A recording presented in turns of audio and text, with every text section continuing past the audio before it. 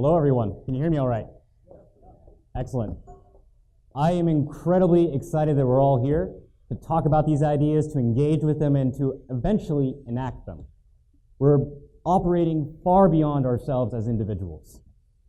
So I'm going to basically frame the discussion for the next 2 days. My talk, I'm going to talk about the importance of startup societies, what the Startup Societies Foundation does, and the reason why we're having this conference. So I think the best place to start is to first define what a startup society is. A startup society is any form of experimental government located in a small geographic area. And to be honest, we made that word up. We made that word up to show awareness about the different experiments around the world, to build a movement consciousness, a consciousness of society builders. It is purposely broad because we are a coalition of methodology, not ideology. With that word, we tie together seemingly disparate people with common obstacles. With a common word, we create a common network to draw from. But even though the word itself is new, the concept is anything but. Civilizations all start as startup societies. Ancient Sumerian cities were once experiments in agriculture, specialization, an organization never seen in hunter-gatherer societies. Venice was a city created on platforms on the sea by refugees of Germanic invasions and later became the center of the Italian Renaissance. And today, hundreds of millions of Chinese have been lifted out of poverty by the power of special economic zones. Shenzhen, the first special economic zone, was a sleepy fishing village of 30,000 people. And today, 30 years later, it now has 18 million souls and the same gross domestic product as Ireland, Portugal, or Vietnam. We are operating a territory far beyond ourselves or even our era. And for every epoch, there is a new understanding, a new movement, a new word. But beyond the word's purpose, the word startup societies reflects the best aspects of business startups and why they are important. They are easy to exit. They are malleable to change.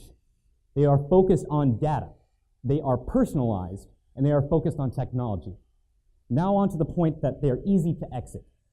Standard governments do not seem capable of addressing new problems, while startups every single day are addressing our needs and drastically lowering the cost of living. We need to apply the lessons of startups to governance to keep them accountable to the will of the people. And the key is making ease of exit to allow competition.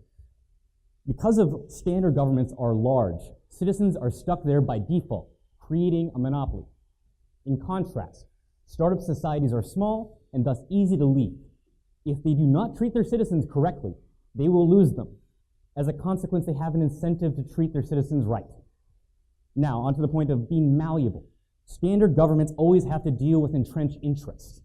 There are so many bureaucracies and lobbying corporations that they do not make effective change. However, with a startup society, because of their small geography and they are often new, they do not have to deal with as much entrenched interests. Startup societies are also focused on data. Current day social science is not science. Proper science requires a large sample size. And with large centralized states, we have less data points to gather from. As a consequence, policymakers make policy in the dark with only remote knowledge that their designs will work in their particular circumstance. But with startup societies, because they are small, decentralized, and hopefully many, we will have much more data points to draw from much richer data and more accurately make policy. They are also more personalized because they are localized. Standard governments tend to be in central locations and far-off capitals across large geographic territory with many diverse people. Because information is so dispersed and they are so far removed, their policies are often counterproductive. Local government is knowledgeable government. Because of their proximity to the people, they usually know the values, the language, and the economic standing of the people, and therefore can make better policies. Because startup societies are small, local governance is the norm. Startup societies are technological. And while not all startup societies will be super focused on technology, startup societies can become bright future enclaves towards the technological singularity. Startup societies because they are small, have to be competitive, and as a consequence, often turn to technology. Shenzhen is now called the Silicon Valley of hardware, and Singapore is often seen as a future city. That's why everyone keeps talking about smart cities with state-of-the-art infrastructure and information and transportation, and often including talk of blockchain technology. But startup societies will not just be run on technology. They will have policies conducive to its creation. They can become enclaves of scientific inquiry in which entrepreneurs can freely experiment with artificial intelligence, blockchain tech, and biomedical research. Every era has its hubs of the future, and we are building those centers. Consequently, we could perhaps get rid of the scourges of disease and poverty, and perhaps even death itself. So the purpose of the Startup Societies Foundation is to bring together these society builders so we can generate best practices. Also, we talk to the public so we can empower them to join the movement and at the same time put pressure on public officials to spread them. Startup societies require a network to generate best practices because if they've existed for thousands of years, exist now, and we do not need to operate in isolation. We do not have to constantly reinvent the wheel.